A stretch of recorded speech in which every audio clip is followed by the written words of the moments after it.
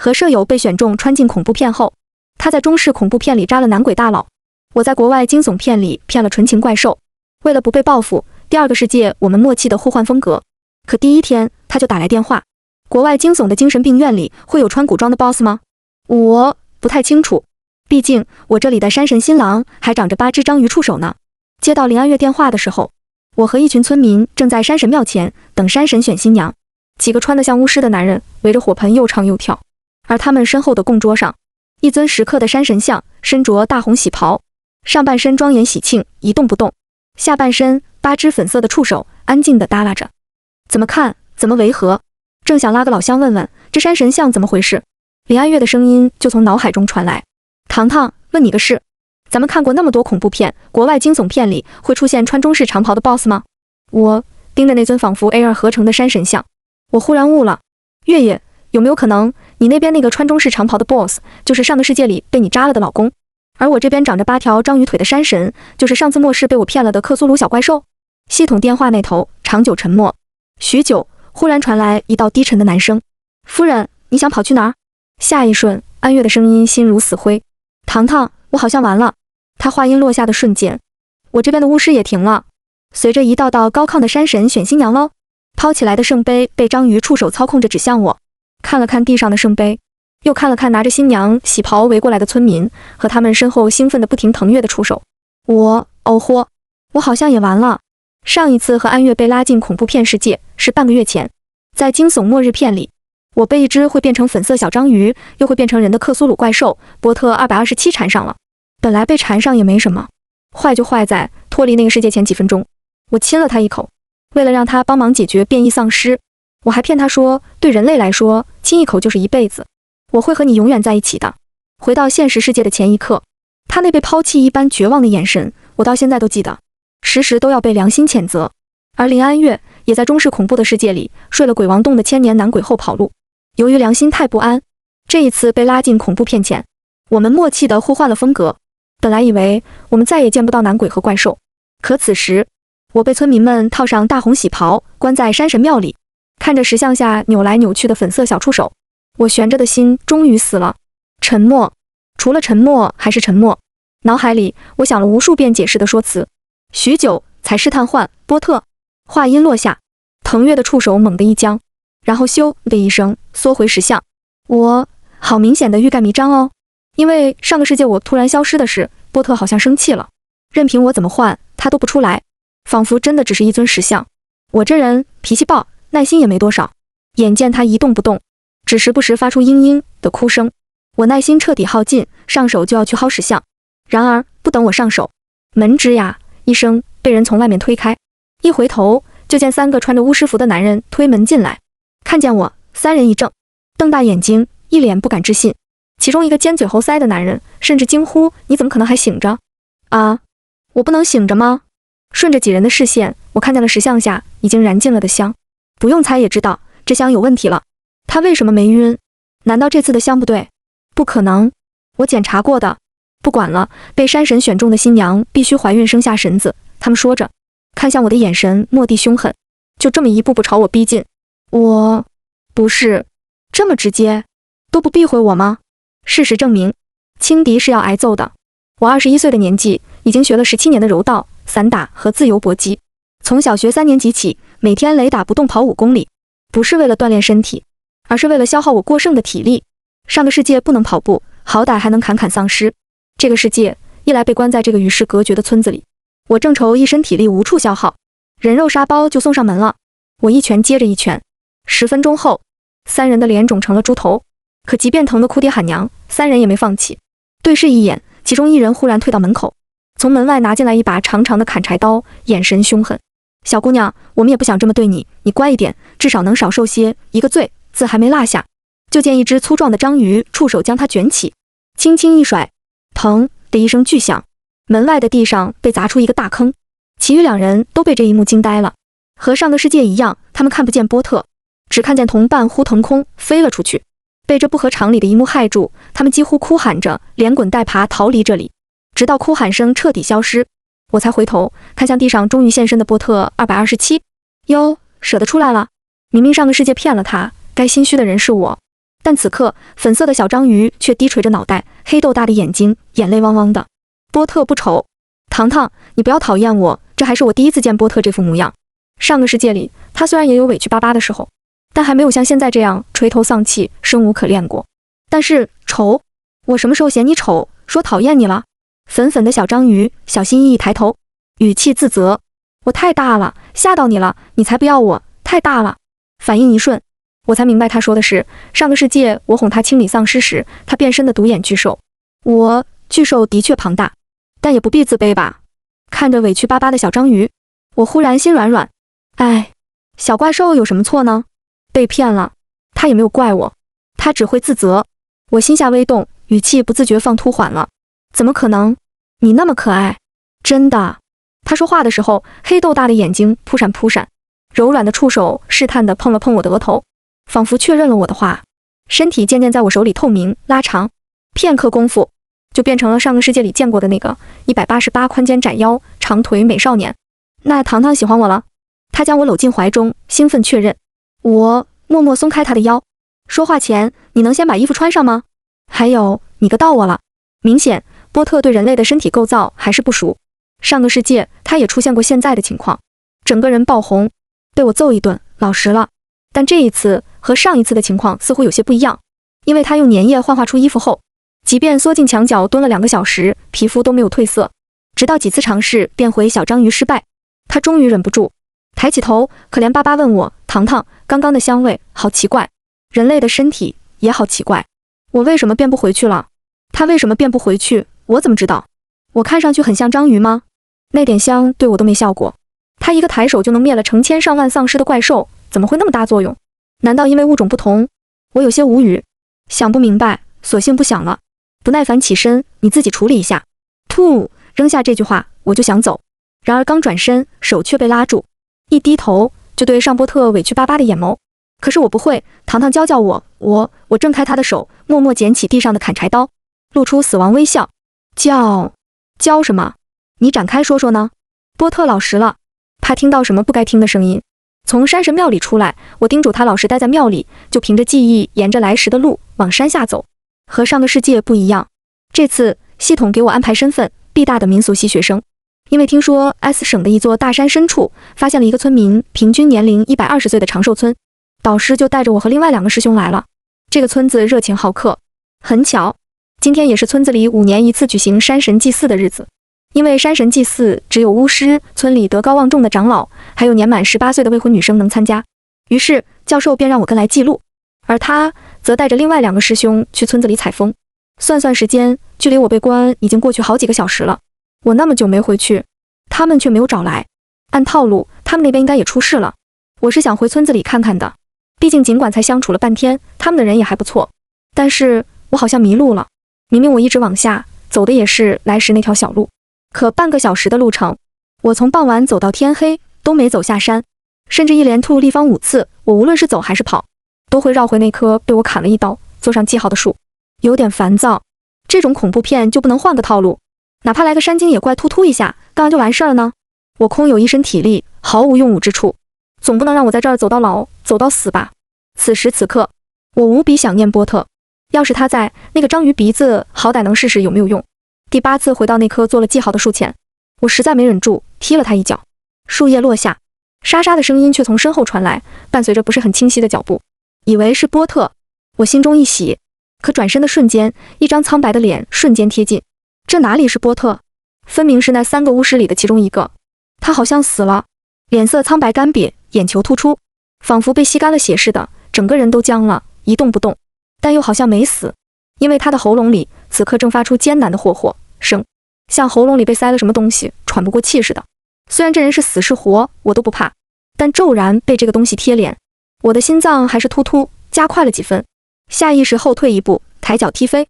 然而诡异的是还没停，因为就在那巫师砰的一声在地上砸出一个大坑的时候，四周忽然响起一道道女孩子的哭声。黑黢黢的森林里，哭声或远或近，有高有低，来自4面8方，有的哭完了又开始笑，这4地音效360度环绕的感觉诡异直拉满。可我没感觉怕，只是没忍住靠着树。好厉害的东西，竟然知道我晕立体特效，我是真晕。眼花耳鸣，甚至出现幻觉，听见波特焦急的声音：“糖糖，你不要死！”不对，好像不是幻觉，因为波特声音落下瞬间，四地环绕的哭声和笑声忽然停了。此刻他要笑好像已经过了，又变回了粉色小章鱼的模样，8条腿跑起来，堪比小型弹射器，隔着好几米的距离就从地上跳起，精准抱住我的脸。糖糖，不要死！呜呜，松手 ！Andy， 要窒息了！我被勒得喘不过气，好不容易才把他扒拉下来，扔在地上。正想警告他，我现在对哭声有点应激了，让他闭嘴，就见他好像预知到我想说什么似的，两只触手死死地捂住嘴，小声嘤嘤嘤。我不是谁家好章鱼，眼泪会像没关闸的水龙头。下山的时候，波特已经不哭了，但他像个做错了事的孩子，趴在我的肩头，两只触手轻轻圈住我的脖子，时不时用头蹭蹭我的下颌，道歉一句：“糖糖，对不起。”无论我安慰多少次，他都蔫哒哒的。但我也没时间继续安抚他的情绪。那个巫师死在山上，村子里肯定也出了事。我猜的不错。下山后，白天热闹的村子却一盏灯都没有，除了村子中央的祠堂广场有火光跳跃，整个村子都黑漆漆的。离得近了，能瞧见村民们围在一起，你一言我一语说着我听不懂的话。而地上散落着老师和2个师兄的背包和行李，明显他们要么被关，要么遇害了。我躲在巷子的墙角，看着火光下村民们脸上诡异的白面具，没忍住，轻啧一声，正想偷偷绕开，先翻墙进最可疑的祠堂里找人，忽然感觉脖子上的触手微微一紧，下一刻就听波特声音震惊：“糖糖，有东西！”顺着他触手示意的方向回头，只见巷子深处，一个容貌清秀的15、16岁女生在朝我招手：“姐姐，你来，我知道和你同行的人在哪里。”与此同时，我的脑海中忽然响起系统提示：恭喜玩家触发完结道具。女孩名叫乌娜，自称是住在村子最东头的优村民。今天和你同行的那3个人误闯了祠堂，被村长让人关进了村牢里。村牢不在这儿，我带你去。他说话的时候，月亮不知道从哪朵云里探出头，惨白的月光洒下，却照不出他一点人影。大约见我盯着他看了很久，乌娜有些不好意思地挠挠耳朵：“姐姐，你别怕，我是好人，不会害你。”怕？他小白兔似的，我怕什么？我只是疑惑。上个末日丧尸世界里，完结道具是一张附带安全区地图的宣传单，指向性很明显，只要去了安全区就能触发结局，回到现实世界。可这次的提示却是这么个不知道是人是鬼的东西。波特，他是人吗？趁乌娜带路，我用气音问趴在肩头的波特。可波特抬头看看我，又看看前方的乌娜，黑豆大的眼睛扑闪扑闪，既清澈又愚蠢。糖糖，喜欢他吗？你看了他好久好久。我错了，满脑子情情爱爱的小怪兽，我能指望他什么？乌娜说的村牢在另一处山脚下，还没走近，就听见2个师兄在骂。这些村民简直就未开化，他们懂不懂法？咱们1没偷，2没抢，他们凭什么把咱们关在这里？你有时间想他们为什么关咱们，还不如想想小师妹怎么样了吧？完了，忘了这茬。下午他们把小师妹带上山，现在都这个点了，也不知道小师妹回来没有。小师妹肯定也被他们找借口为难了，这群100分号人民币井号的畜生。小师兄骂得太脏，没一个字能播，听不下去，我插了句嘴：看你们挺精神的，要不要待一晚再出来？小师妹听见我的声音，教授和2个师兄脸上一喜：初堂，你怎么找来这儿的？你没事吧？那些村民们有没有为难你？尤其小师兄，从地上一跃而起，整张脸都快挤进牢房的木栅栏缝隙里。师妹太好了，快救我们出去！他双眼亮晶晶，撒娇的语气让我鸡皮疙瘩掉了一地。如果有尾巴，我毫不怀疑他能摇到天上去。没工夫寒暄，我简单回答：有个女孩带我过来的，她在外面把风呢。然后摆摆手，退后。我家有一片山，从爷爷的爷爷那一辈开始，就在山上种树。我在学用电锯砍树之前，用的就是砍柴刀、斧子。上个世界，丧尸头我都能当西瓜砍。这不知道被虫蛀了多少年的木质牢房，又能撑住我几刀呢？我3下5除2，劈断了几根木柴。江教授和2个师兄震惊到目瞪口呆。大师兄，妈呀！小师妹深藏不露，没看出来呀。小师兄，小师妹，你就是我的福星，爱死你了。小师兄双臂张开，好像要飞奔过来抱我，可刚跑了2步，还没近我的身，我肩上的波特就炸毛了。糖糖，我的，不能抱，谁都不能抱。粉色的小章鱼突然变成人，将我牢牢抱进怀里。紧接着，砰的一声巨响，小师兄就被粗壮的触手掀翻。他看不见波特，也顽强如小强，流着鼻血从地上艰难地爬起来，朝我竖起大拇指。小师妹，你练的什么功夫？好厉害！我拉住眼神又凶狠几分，咬牙切齿的波特，别夸了，再夸，可能就真没命了。从村牢里出来，简单和教授交换信息才知道，今天我跟着村民们上山后，他们就带着相机，准备去采访留在村子里的村民。可和我们出道时的热情好客不一样，村民们突然变了态度，尤其看见相机，一个个勃然大怒，指着教授和师兄的鼻子骂。我发现这个村子真的很奇怪，男人们很长寿，能活到100多岁，女人们的寿命却很正常。而且小师兄顿了顿，抬下巴，示意我看走在前面带路的乌娜。这里女孩们很早就结婚嫁了人，好多她这个年纪的都是孩子他妈了。月亮不知道什么时候躲了起来，女孩没有影子的身体几乎融进黑暗。大约察觉有人在看，她回过头来，朝我和小师兄露出一个柔柔的笑容。我知道一条小路可以离开村子，我先送你们出去吧，他们不会发现的。乌娜想送我们离开，教授却不愿意。他皱眉摇头，不行，背包里的资料兔对我很重要，我必须回村子拿，一句拿回来。还没说完，不远处忽然亮起火把，村民们的声音隐隐传来：祭司死了，山神庙里一个人都没有，咱们肯定暴露了。那丫头下山肯定要去找她的同伴，快走，咱们去村牢看看。大约在这些村民手里吃尽了苦头。听见动静，2个师兄如临大敌，一左一右架起教授。老师，资料没了，咱们可以再收集，人没了就什么都没了。乌娜也指着侧后方的山顶，山上有个山洞可以躲一躲，快往山上跑。看着一溜烟跑在前头的几人，我很好，这个恐怖片世界里的人都不作死，有脑子，很惜命。我错了，以为危险的只有村民，压根没想到没有危险的时候，身边的人会制造危险。也不对，制造危险的不是人，是小怪兽波特。他不知道受了什么刺激，眼见就要抵达乌娜说的山洞，他的双手却突然变成触手缠上我的腰。我不明所以，回头看他，然而就是这一眼，触手忽然将我甩到半空，眨眼飞出2里地。稳稳落地的瞬间，周遭忽然升起浓雾，我看不清外面，外面似乎也看不见这里。而触手恢复成手臂的波特就这么站在浓雾里，鬼似的，一言不发地盯着我。刚刚体验了一把无安全措施的云霄飞车，我头晕眼花，抬头正想问他这是在做什么，却见他的眉头皱出10几层褶，气鼓鼓的先发制人。糖糖，坏！不是，我做什么了？可没等我想出个所以然，脸颊忽然被波特捧住，我一抬头就对上他委屈巴巴的眼眸。说好在一起，糖糖又扔下我。波特做错了事，你说不怪的，却不要我，要别人，因为波特不是人类吗？因为他们都比波特好看吗？那波特变成他们，糖糖能不能喜欢我？他的脸变得太快了，也不等我回答，身高脸型迅速变化，从教授到小师兄，最终定格成15、16岁的乌娜，红着眼睛可怜兮兮地问我喜欢吗？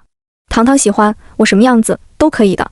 我不是，我看上去很像女童，他这醋是不是吃得太广了？其实重新遇见波特后，我就发现他和上个世界有些不一样。上个世界他虽然也莫名依赖我，会不安，会委屈，会吃醋的变成不同的人，指着自己问我喜欢吗？但绝不是现在这样，小心翼翼，一味讨好。他好像分不清我离开是暂时还是扔下他，也分不清我是因为忙没时间搭理他，还是对他故意冷落，甚至不知道自己无意识的举动会伤害我。但想想也对，他只是只小怪兽，没有常识，没有是非观，也没有人类的道德，或许连性别都没有，只想得到我的注意罢了。看着委屈巴巴的波特，我心里忽然有些不是滋味，嘴比脑子转得快。你原来的样子就很好，小章鱼的样子也很可爱，我很喜欢，真的。话音落下，波特的表情以肉眼可见的速度放晴，再次变回188少年。他眉眼弯弯，眸子亮晶晶。真的，糖糖喜欢我，哄哄他吧。一只只想讨好我，得到我注意的小章鱼，能有什么错呢？哎，我点头，真的。得到肯定回答。他忽然低头，一口咬在我的脸颊上，我都惊了。你咬我做什么？他却一脸无辜，我亲的。不等我说话，又迅速改口，不是亲吗？波特不会，糖糖教我。上个世界他明明亲过我的脸，怎么可能分不清咬和亲的区别？眼见他一脸纯真，视线却渐渐黑沉，往下落在我唇上。电光石火间，我的脑海中猛然浮现山神庙里他浑身通红，求我教他的画面。我再次默默举起砍柴刀，你不会什么都懂，故意装蠢吧？心虚波特，看天看地，低头叩首，就是不敢看我。果然，他是装纯吧？瞧他这副模样，我还有什么不明白的？一时觉得又好气又好笑，本想板着脸问问他这些都是哪儿学来的，却听见不远处2个师兄的声音隐隐传来：“小师妹，你在哪里？”与此同时，浓雾散去，波特再次变成粉色小章鱼，跳上我的肩。他催促糖糖快走，快走！他难道以为自己变成章鱼我就看不出来？他偷偷松了一口气，好想吐槽，但又不知道从哪里开始。恰好小师兄眼睛间看见我，飞奔过来，一脸兴奋：“小师妹，你都多大人了，这都能走丢？赶紧来！老师发现了好多壁画，很有研究价值。”小师兄说的壁画就在山洞里，一个个朱砂画的小人，活灵活现。壁画应该讲的是女生出嫁的故事，因为唢呐和仪仗队出现后，一个小人盖上了盖头，被迎出门，送进了一个密闭的房子里。可到了后面，壁画就开始诡异起来。密闭的房子里没有新郎，新娘的肚子却渐渐大了，新娘的表情惊恐，迎亲队伍却在笑。孩子出生了，孩子被带走了。最后一幅甚至没有新娘，也没有孩子，只有一张餐桌和其乐融融的宾客。诡异的壁画莫名让我有些不适。师兄们并没察觉任何不妥，只是皱眉：“老师，这些人是在举行什么仪式吗？”应该是村里的某些习俗，没有参与讨论。我从山洞中退出来，想去找乌娜解惑，然而他已经等在洞口了。见我出来，他抬手指向山洞深处，忽然牵起唇角，朝我露出一个柔柔的笑容：“姐姐，你能送我们回家吗？我们在这里睡了好久好久。”他说的是我们，不是我。与他对视的瞬间，无数画面突然涌入脑海，胀得我头痛欲裂，眼前一阵发黑。我晕了，满腹疑问，什么都没来得及说。失去意识之前，只听见耳边波特慌乱的声音：“糖糖，你不要死！”很难想象，我是被林安月的声音唤醒的。系统电话打来得很及时，就在我被乌娜的记忆困住，差点被她绝望窒息的情绪吞噬的时候，脑海里安月的声音如天籁一般传来：“糖糖，我快结束了，你那边呢？有没有遇到什么危险？”反应了一瞬，我才接话：“没危险，就是好像有一群畜生。”可不就是畜生？借口山神娶妻，逼迫女子生下不知道是哪个村民的孩子，再用邪术烹子而食，长生，去 TM 的长生。村里活着那些不知道是什么怪物呢？心情有些沉重，我没详细解释，简单交谈一番，才发现相比我这边，安月那边要简单得多。这一次他选的国外惊悚片，在精神病院里，每天晚上都会出现一只怪物吃人，那东西竟然是人养的，你能说变态不变态？不过还好，我已经找到医院大门的钥匙了，只要逃出去就能离开。安月边说边躲进房间角落，他回头看了一眼床头一身青衣长袍、玉冠高树的叶无泽，然后压低声音：“唐宝，我怎么想都觉得奇怪。叶无泽一个老古董鬼，上个世界一直在深山老林，居然知道怎么开核磁共振机，那玩意儿我都不知道怎么用。还有那么多恐怖片世界，他和你家那小怪物是怎么精准知道我们会被系统拉进哪个世界的？总之，你要……”他话还没说完，忽然被一道清冷又魅惑的男声打断：“夫人，你在叫谁宝贝？怎么不继续了？哦，你怕我？”安月的沉默震耳欲聋，也让电话这头的我尴尬的脚趾头扣地。我甚至能想象得到电话那头的安月此刻是怎样一副坐立不安的表情。呵呵呵，他语气干涩：“小心，糖糖，祝我好运吧。”我……什么？好运？糊涂啊，姐妹！来不及吐槽，系统电话已经挂断。我的思绪也被耳边的鬼哭狼嚎声拉回，一睁眼已经天光大亮，我被小师兄背在背上，他嚎得撕心裂肺：“师兄，快跑！这地震快把山震塌了！”而前方大师兄背着教授，额头青筋直跳：“你蠢吗？这哪里像地震？的确不是地震，因为他们看不见，此刻半空中楼阁身躯庞大的怪物触手翻腾，银白的光球从他触手扔出，轰的一声，地动山摇。波特好像疯了，一声声怒吼，仿佛咆哮：“出来，滚出来！”光球一个个从他触手弹出，能看出来他已经很收敛了，并没有动真格，否则就他上个世界一次解决完成千上万奇形种的大招，不用3秒，这附近的几座山头都要被夷为平地。大概猜到他这是怎么了，我从小师兄背上跳下来，高声唤他：“波特！”庞大的身躯猛然一怔，头上巨大的眼睛不敢置信地看向我。下一瞬，怪兽变成粉色小章鱼，又变回熟悉的少年，一把将我搂入怀中，声音委屈极了：“糖糖，我好害怕，我叫不醒你，我也找不到他救你，我好没用。嘶哑轻颤的语气让我心中一阵发软，我忍不住轻叹，回抱住他。我这不是醒了吗？别哭了，乖。波特将头埋在我肩上，声音嗡嗡的。我才没哭，我好好说话，没哭。那我肩上湿了的那一块是什么？口水吗？无力吐槽。我想将他推开，然而推到一半，却瞥见不远处的教授和2个师兄正目瞪口呆。小师妹，你在和谁说话？老师不好了，师妹中邪了。我嚯，忘了还有外人。还好，钻研风俗的人似乎对这种事见怪不怪。我一句我知道这个村子的人为什么长寿了，轻而易举就转移了他们的注意力。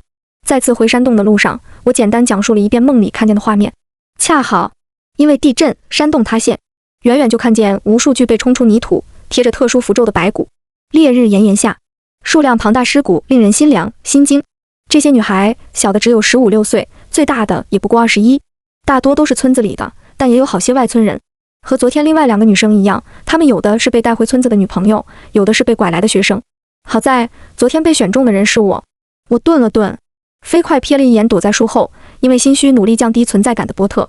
不过我也是运气好，如果昨天在山神庙里我中了迷香，被他们关进地下室，或许1年后我的尸骨也会在这里。有正常认知的人看见这场炼狱，没一个能冷静。教授气得双眼通红，混蛋，究竟是什么人在传播这种歪门邪术？小师兄明显是第一次听这么重口味的故事，脸色苍白，嘴唇轻颤。难怪村子里的小姑娘们那通了小就要嫁人。我承认此刻我有些厌男了。大师兄默默看他一眼，似乎想说什么，又咽了下去，最终叹气，咱们下山吧，这件事性质恶劣，必须报警，让法律严惩。老师和师兄们提议去附近的镇上报警，我却得留下来。一开始他们担心我一个女孩子待在这里不安全，但争执2分钟后，就都被我一柴刀砍倒1棵树的臂力说服了。老师和师兄们走了，我没闲着，和波特将白骨上的符咒一张一张撕了，静待天黑。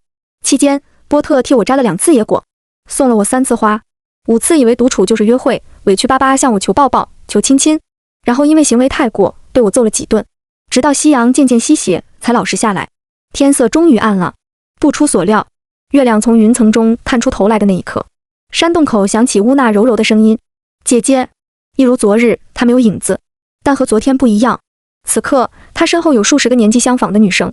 看见乌娜的一瞬间，波特又炸毛了，他的手掌聚起银白的光球，似乎想对乌娜发动攻击，却被我拦下。波特不解，眼睛都瞪圆了，一脸不敢置信。他们伤害糖糖，坏，伤害我？哪有？他们只是想回家，也只是用哭声吓唬我，想让我离开而已。我朝波特笑笑，拉住他的手，捏捏掌心，看着1秒被哄好，红晕渐渐染上脸颊和耳廓的波特，我的心情也忍不住跟着放晴。走吧，姐妹们。从波特身后走出，我朝乌娜一行人笑笑，我送你们回家。今夜的村子异常安静，大约因为白天那场山摇地动。此刻村民们都聚在一起，忽然一声犬吠打破宁静，紧接着是第2声、第3声，紧接着整个村子的狗都发了疯一般，同时往入山的方向跑去。村民们似乎也察觉到了什么，纷纷拿起火把、刀具跟上狗群，然后他们就在山脚下遇上正从山上下来的我。看见我，为首的男人目眦欲裂，是你，就是你，杀了墨脱的外乡人。村民们今天没戴面具，我也认出来了，说话的正是那3个巫师的其中一个。见我独自一人，他想怂恿村民们捉我。自从他们来了以后，村子就接连遭遇怪事，他们就是一切不幸的开始。咱们一起上，捉住他，把他献祭给山神，山神一定会原谅咱们。村民们被他说动，一个个凶神恶煞，举起手中的工具。然而还没靠近我，一阵风吹过，所有火把同时熄灭。紧接着四周忽然响起女子，娘，我好疼，我不要嫁人。阿爸，为什么带走的孩子？你里好冷，我不想死。而从哭声响起的那一刻，村里人就开始崩溃，有女人痛哭，娘错了，娘没有能力保护你。也有男人求饶，坦然，救命啊，不要杀我，求求你们不要杀我。一时间场面乱作一团，只有我岿然不动，耳朵被一双微凉的大手捂住，将四地环绕音效的哭声严严实实隔绝在外头。回头看了一眼耳尖红红一脸羞涩的波特，我好贴心的章鱼，点了。这一夜村子里很热闹，村民们哭的哭，疯的疯，逃的逃，叫嚣着要拿我当祭品的巫师也再顾不上我。没花什么功夫，我去了祠堂，找到了教授和师兄们的背包，也终于看清了祠堂里供奉的东西，一尊小兔子像。意外的是，乌娜也在，就坐在供奉兔子像的供桌上。看见我，她利落跳下来，从衣服口袋里摸出一个绣着白兔的香囊，不由分说塞进我手中。姐姐，这个送给你。没有拒绝的机会，因为手指触碰到香囊的瞬间，我的脑海中忽然响起系统的声音：恭喜玩家获得特殊道具。特殊道具？我微愣，可再抬头，祠堂里哪里还有乌娜的身影？只有一本笔记本啪嗒一声从教授的背包中散落出来，恰巧翻到对村子附近山脉的标注：葛乌山，300年的曾用名那乌山，曾用名来源少女那伊布和兔子仙乌塔的传说。警笛声冲破黎明，将我纷杂的思绪拉回。等我回神，才发现自己盯着笔记上的名字看很久了。我心跳的有些快，但还没来得及细想，思绪又被波特的声音打断：糖糖，你是不是又要走？相比上个世界我离开，这一次波特显得很平静。我猜他既然能跟来这个世界，下一次我被拉进恐怖片，他应该也能跟过去。于是我也没瞒着：下次见吧。下次见。糖糖能亲亲我吗？他几乎和我同时出声，我脑子还没反应过来呢，就连他忽然娇羞捂脸，整个人兴奋到爆红。不是，他脸红什么？没听出来我回答的是他上一个问题吗？我想解释，可还没来得及开口，外面忽然传来一声响亮的师妹：我们来接你啦！卧槽，怎么死了那么多人？紧接着，我脑海中再次响起系统的声音：恭喜玩家平安活到结局，积分奖励已发放，请注意查收。意识脱离就在一瞬间，再回神，我已经在学校附近的出租屋里了。上一次和安月被拉进恐怖片后，担心再次被拉进去会突然消失，吓到其他舍友，我俩一拍即合，在学校附近的商业区合租了间2室1厅的小公寓。此时，客厅的电视里似乎在放爱情片，隔着房间门，我都能听见脸红心跳的声音，以为是先回来的安月。我面无表情开门，准备提醒她小声点，然而话还没说出口，就和对面开门出来的安月撞了个满怀。你在房间？那谁在看电视？大黄丫头，你什么时候开始看爱情动作片了？四目相对，同时出声，我们都在对方眼里读出相同的疑惑，而循着声音缓缓转头，只见客厅的沙发上正端坐着2个男人，一个白衣广袖、玉冠高束的古装请冷美男，手里拿着一本人体解剖图谱，正看得认真，而另外一个已经从脖子红到耳朵尖，眼睛却还是一眨不眨，一脸神往，紧紧盯着电视画面里正在激烈拥吻的男女主角。安月来不及交流，沙发上的2人已经听见动静，回过头来了。夫人，你回来了，你来一下，关于方才分开前你说什么终于摆脱我了，我有些疑问。清冷男人勾唇起身，明明脸长得清冷，气质却魅惑得很。安月欲哭无泪：糖糖，救救我，救救我，救救我，我倒是想救，可她老公的眼神要吃人，我哪里敢。安月被拖进房间里了，咔嗒一声，房门被上了锁，明明门板不隔音，此刻却什么都听不见。默念一句姐妹，祝你好运。我默默退回房间，但还是慢了一步。波特的触手已经抢先挡住了门。糖糖，亲亲我，喜欢就要亲亲的，1.8米几的大高个子，将框挡得严严实实。波特手指着电视机，一双眼睛亮晶晶的，满是期待。糖糖，我要那样亲。而此刻，电视机的画面里，男女主角已经从门口吻到了床上，接下来少儿不宜。我终于知道他乱七八糟的东西是从哪里学的了。我向他展示了我沙包大的拳头。滚！他没滚，反而粘了上来，委屈巴巴撒娇撅嘴。糖糖骗子，明明答应好的，亲亲吗？我有预感，这小怪兽我未来应该轻易甩不掉了。